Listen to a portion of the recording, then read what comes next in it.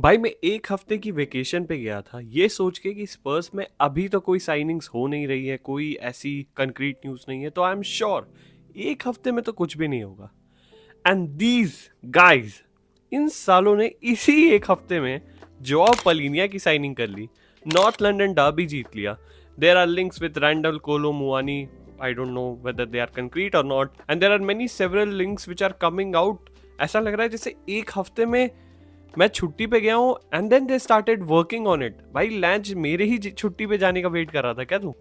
Jaw Palhinha has signed for Tottenham Hotspur. Medicals हो चुके हैं एंड जब तक ये वीडियो रिलीज होगी probably he will be announced too, maybe, who knows, but he is coming to North London and ये video मैं बना रहा हूँ particularly sharing my thoughts on his signing, why I think he is crucial, he adds versatility in our squad, and Q, going for him is better than going for Wharton or Baliba in this particular window right now. So, ज़्यादा time नहीं लूंगा, let's begin.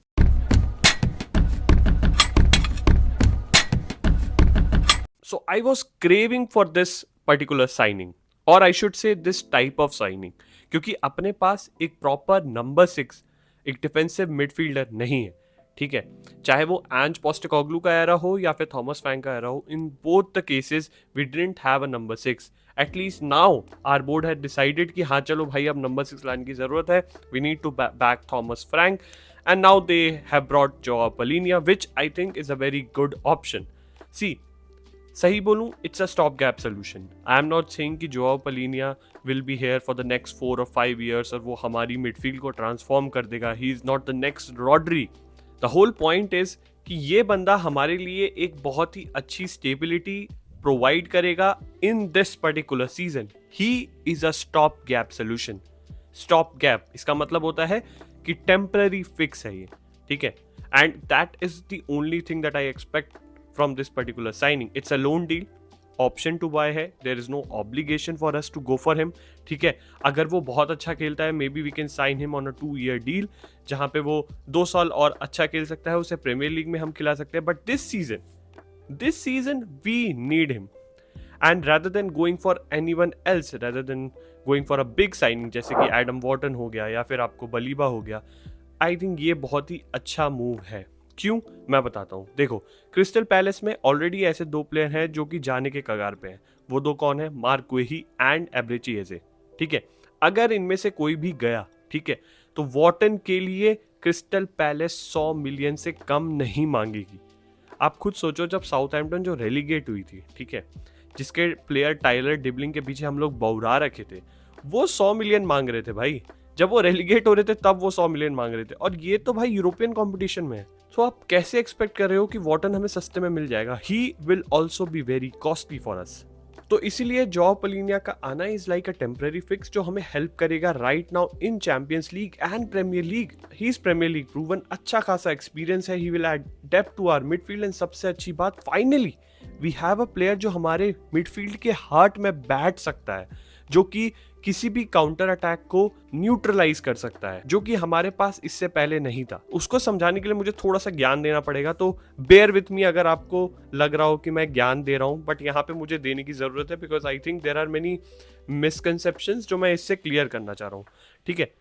अपने पास सारे के सारे box to box midfielders हैं, ठीक है? बहुत सारे टाइप के मिडफील्डर्स होते हैं. एक होता है attacking mid, Maddison, Kulusevski, Kudus, Morgan Gibbs White नहीं आने वाला था, बट अगर आता तो वो भी होता. तो these are all attacking mid, right? फिर होते हैं बॉक्स टू बॉक्स मिडफील्डर जो अटैक भी करते हैं और डिफेंस भी करते हैं, जैसे कि लूका बर्गवाल, रॉड्रिगो बेंटेंकोर, बिसूमा. ये सारे player box to box midfielder हैं जो डिफेंस भी अच्छा कर लेते हैं और अटैक में भी थोड़ा बहुत योगदान देते हैं. बिसूमा तो चलो सब दोनों में ही टट्टी है, चाहे वो डिफेंस हो और अटैक हो. तो but he is also loosely a box to box midfielder only. उसको आप डिफेंसिव मिड नहीं कह सकते हो, ठीक है? अब बताता हूँ, डिफेंसिव मिड के 2 टाइप होते हैं आपको. डिफेंसिव मिड एक होता है डीप लाइन प्लेमेकर, जो कि बॉल को प्रोग्रेस करता है, अपने प्लेयर्स के लिए थ्रू बॉल देता है, जिससे कि वो एक पूरी लाइन को, चाहे वो मिडफील्ड की हो या उनकी डिफेंस लाइन को, भेज सके, ठीक है? उसे कहते हैं डीप लाइन प्लेमेकर, जो बीच में बैठ के अपने पूरी टीम के प्ले को गवर्न करे, चलाए. अब जो दूसरा टाइप होता है वो होता है डिस्ट्रॉयर डिफेंसिव मिडफील्डर. वो क्या होते हैं? वो ये होते हैं कि अगर कोई अटैक आ रहा है, ठीक है, फ्रॉम ओपोनेंट्स, तो उनका सबसे पहला रिएक्शन होता है टैकल और इंटरसेप्शन करना, सेकंड बॉल विंस करना। That is what a destroyer does. ठीक है, अब इनके एग्जांपल देता हूं मैं। ठीक है, आपको एग्जांपल है for a deep line play maker, सबसे अच्छा Joshua Kimmich, one of the best in the world. ठीक है, वो बैठता है in the heart of the midfield and govern dictate the play for Bayern.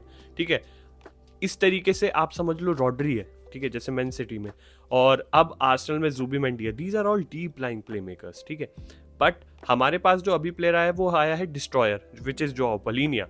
उसके तरीके का प्लेयर अगर मुझे आपको बताना हो तो जैसे मैनुअल उगाटे हो गया मैनचेस्टर यूनाइटेड में, रियल मैड्रिड में जब कैसेमीरो खेलता था, ही वाज अ डिस्ट्रॉयर। ठीक है, तो इस तरीके के जो प्रोफाइल के प्लेयर्स होते हैं उन्हें डिस्ट्रॉयर कहते हैं, जो कि जिनका जिनका बेसिक काम है कि भाई इंटरसेप्शंस टैकल करो, आप अग्रेसिव रहो, आप डुअल्स जीतो, आप सेकंड बॉल्स जीतो। That is your main objective and Joao Palhinha is brilliant in it. उससे ज्यादा 2022 से 24 के बीच में किसी ने भी टैकल्स, डुअल्स या इंटरसेप्शंस नहीं जीते थे। He was phenomenal in Fulham. हमारे फैन बेस में पीपल आर डिवाइडेड। ठीक है, क्यों? वो चाहते हैं कि हमारे पास कोई डीप लाइन प्ले मेकर क्यों नहीं है यार, हमें भी चाहिए जो बॉल प्रोग्रेस कर सके। It adds a different level to the game कि यार हमारा एक प्लेयर जो कि बैठा हुआ है पीछे, वो बॉल चला रहा है। ठीक है, मैंने बहुत जगह देखा है, बट हमें वो नहीं चाहिए। अब मैं बताता हूं क्यों। जिन पर्टिकुलर सिस्टम्स में आपको डीप लाइन प्ले मेकर दिख रहे हैं जो प्रोग्रेस करते हैं बॉल को, वो सारे वो सिस्टम हैं जो स्लो बिल्डअप करते हैं। Manchester City, Pep Guardiola, slow buildup, आराम से चलाते हैं बॉल को। ठीक है, they take the ball to the final third of the opponents, वहां पे बॉल को रोटेट करते हैं। रॉड्री ढूंढता है वो पासेस जहां से वो कट कर सके उनकी मिडफील्ड की लाइन को या डिफेंसिव लाइन को, and then they score the goal, right. पर हमारी टीम ऐसी नहीं है। Even for Arsenal does the same. Manchester City वाला ही सेम प्रिंसिपल है कि बिल्डअप स्लो करेंगे। हमारा बिल्डअप स्लो नहीं होगा। In Thomas Frank system there is nothing called slow buildup.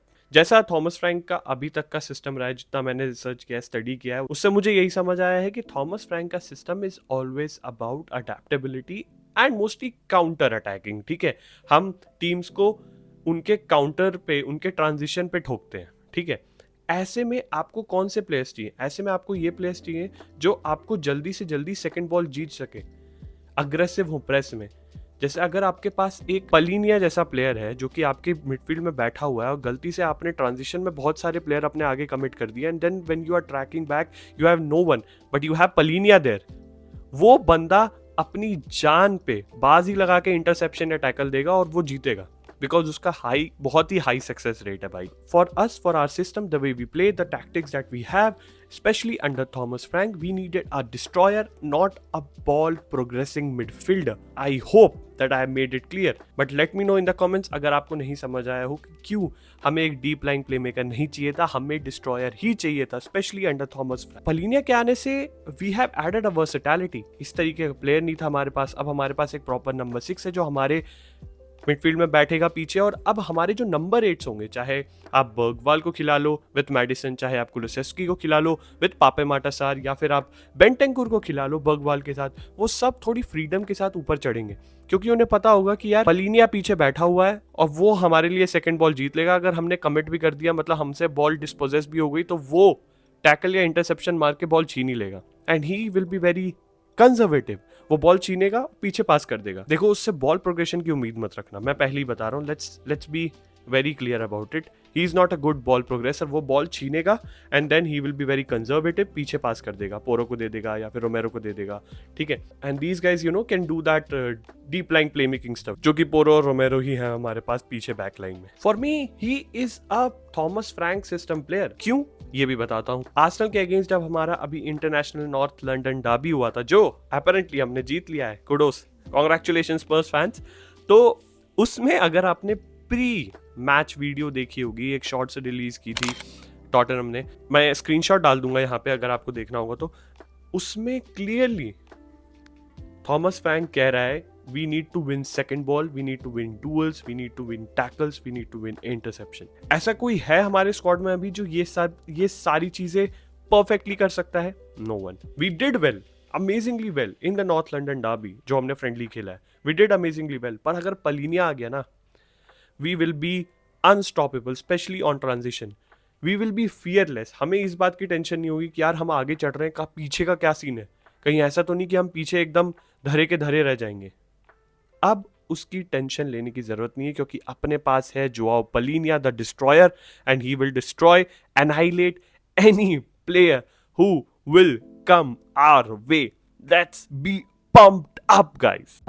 A very good stopgap solution. I am not expecting him to be a permanent stay here. जैसा मैंने पहले बोला, हम लोग नेक्स्ट विंडो में डेफिनेटली किसी एक अच्छे वर्ल्ड क्लास सीडीएम के लिए जाएंगे, which should be our priority. But this season ही is very important for us. Champions League में हमें ऐसा प्लेयर चाहिए, प्रीमियर लीग में भी हमें ऐसा प्लेयर चाहिए। अब पलीनिया हर मैच में नहीं खेलेगा, वो सिर्फ उस मैच में खेलेगा जहां पे हम बड़े ऑपोजिशन के अगेंस्ट खेल रहे हैं, जो कि पोजीशन बेस्ड फुटबॉल खेलना चाहती हैं, क्योंकि उन्हीं टीम के अगेंस्ट पलीनिया की सबसे ज्यादा रिक्वायरमेंट पड़ेगी। His tackles and interceptions will be crucial. अगर हम किसी ऐसी टीम के अगेंस्ट खेल रहे हैं जैसे कि ब्रेंटफोर्ड हो गई, या फिर वेस्ट हैम हो गई, या फिर कोई ऐसी टीम के अगेंस्ट खेल रहे हैं जो कि काउंटर पे खुद खेलती है, जो कि लो ब्लॉक बैठती है, वहां पे पलीनिया नहीं चाहिए। Don't go with Palhinha, go with 2 number 8 and 1 attacking mid.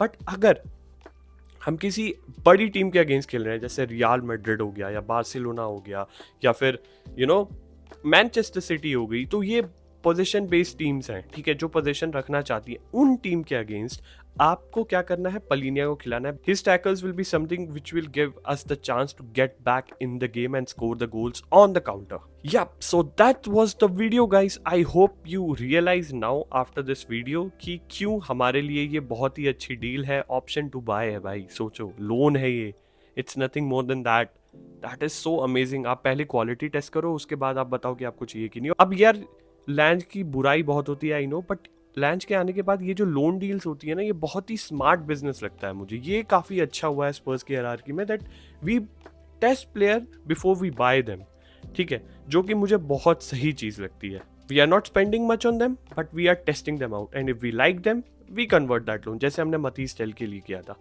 Anyway, Joao Palinia for me is a very good signing, especially coming on loan, and the versatility and experience he provide will be very crucial in this particular season. He is going to be a vital cog in Thomas Frank's system. Share your thoughts in the comments down below. Like and follow कर लेना भाई। छुट्टी में भी बैठ के मैं तुम लोगों के लिए वीडियो लेके आ रहा हूँ यार, थोड़ा तो डिजर्व करता हूँ, है कि नहीं, है ना। चलो मिलते हैं अगले वीडियो में, जब मैं टैक्टिकल ब्रेकडाउन करूंगा। लेट्स सी कब होता है वो। Anyway, thank you so much, thank you for watching this video till here. Like, follow, subscribe, फिर मिलते हैं। Okay, till then have a great day.